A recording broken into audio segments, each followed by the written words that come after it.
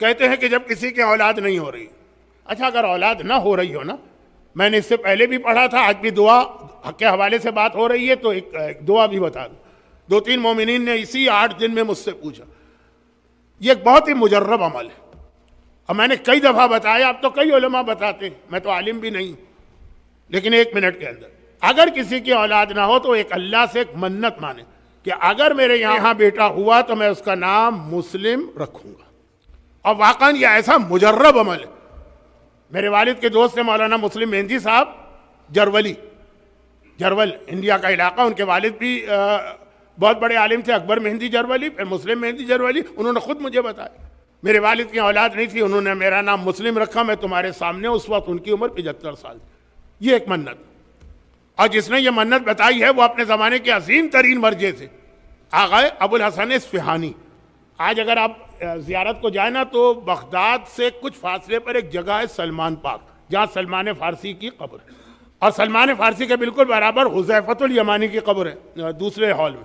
وہاں پہ ایک بہت بڑی فوٹو ہے.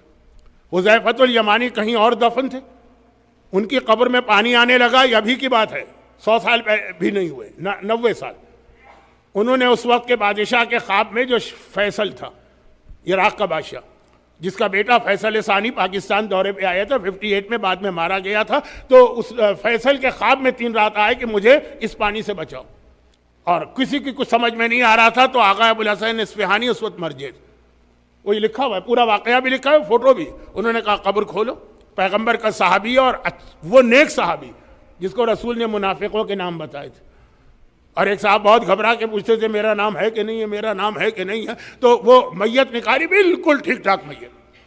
پھر عراقی آرمی نے ان کو گارڈ آف آنر پیش کیا، سیلوٹ کیا، اور پھر وہ لا کے یہاں دفن کیے گئے. تو اس کی پوری تصویر بھی، پورا واقعہ نیچے لکھا. صرف نام نہیں ہے، صرف یہ ہے کہ بادشاہ نے اس وقت کے مرجع سے پوچھا، وہ عظیم مرجع. یہ ان کا بتایا ہوا عمل ہے.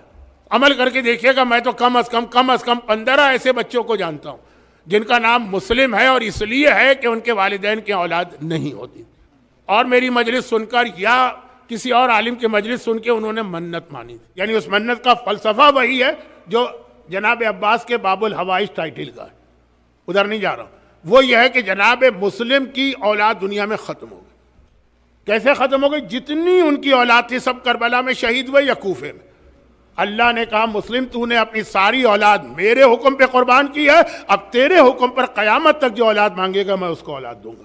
یہ اللہ کا ایک اصول ہے. اللہ کسی کا احسان باقی نہیں رکھتا، اگرچہ لفظ اچھا نہیں استعمال کیا میں نے.